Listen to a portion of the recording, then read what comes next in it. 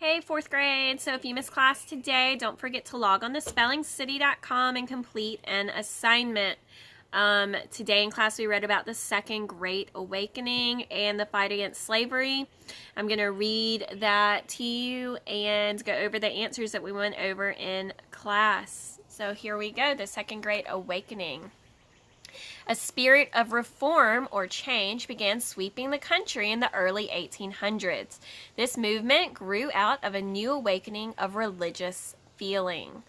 The movement was called the Second Great Awakening, and like the First Great Awakening of a century earlier, this one stirred Americans to examine religion in their lives.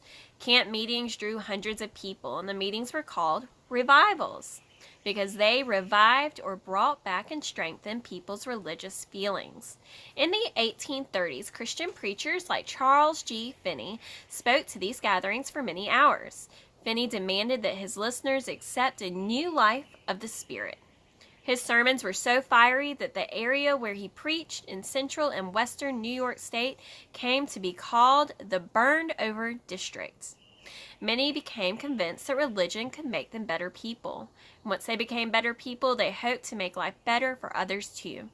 In this way, they believed they could create a better country. The Second Great Awakening brought in the nation's first great era of reform. Some reformers attacked what they considered bad behaviors like gambling and drinking alcohol. Wives especially opposed alcohol, since husbands who drank heavily often treated their families badly. A major crusade to stop the drinking of alcohol began. It was called the Temperance Movement. Temperance means moderation. People in the temperance movement urged others to drink only small amounts of alcohol or none at all. Reformers also had other causes, as you'll see, bringing an end to slavery and gaining rights for women, who were important reform goals. All right, moving on to fighting against slavery.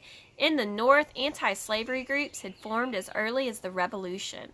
Colonial leaders such as Benjamin Franklin, Abigail Adams, and Benjamin Rush were members of such groups. Delegates to the Constitutional Convention had argued about ending slavery. Years later, John Quincy Adams, the sixth president of the United States, wrote a poem that included these words: "Nature's God commands the slave to rise, till not a slave shall on this earth be found."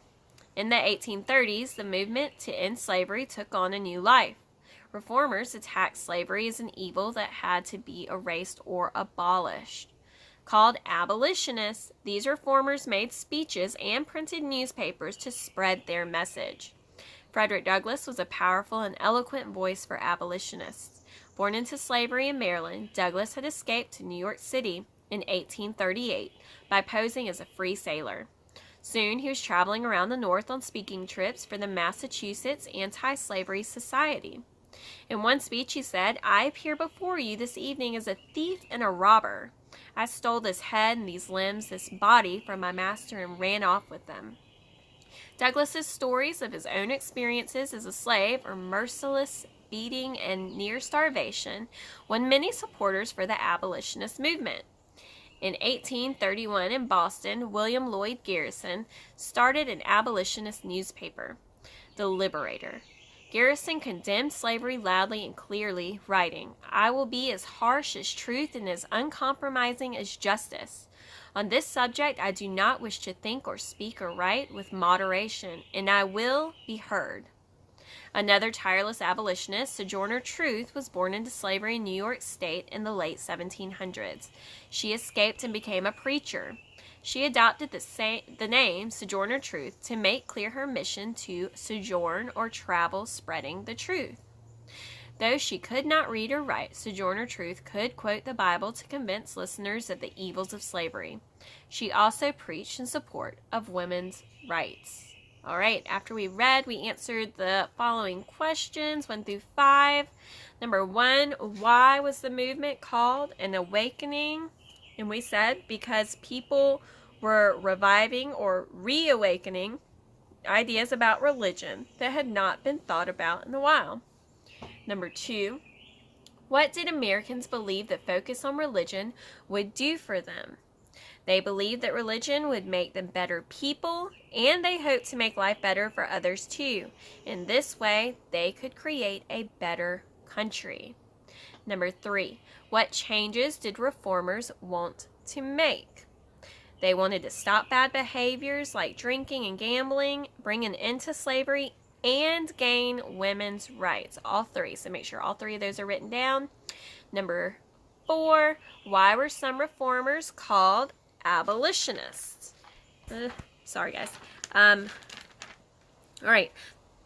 Some reformers were called abolitionists because they believed that slavery should be abolished, meaning erased or eliminated forever. And then number 5, how did abolitionists raise support for their movements? How did they raise support for their movements? Sorry. Okay. They formed anti-slavery groups, printed newspapers, and found speakers for speaking trips who had experienced slavery firsthand. All right, guys, again, don't forget to go onto spellingcity.com and finish an assignment. And if you're having trouble navigating that site, please feel free to contact me and we'll walk through it. Have a great afternoon, and I will see everybody at noon tomorrow. Bye.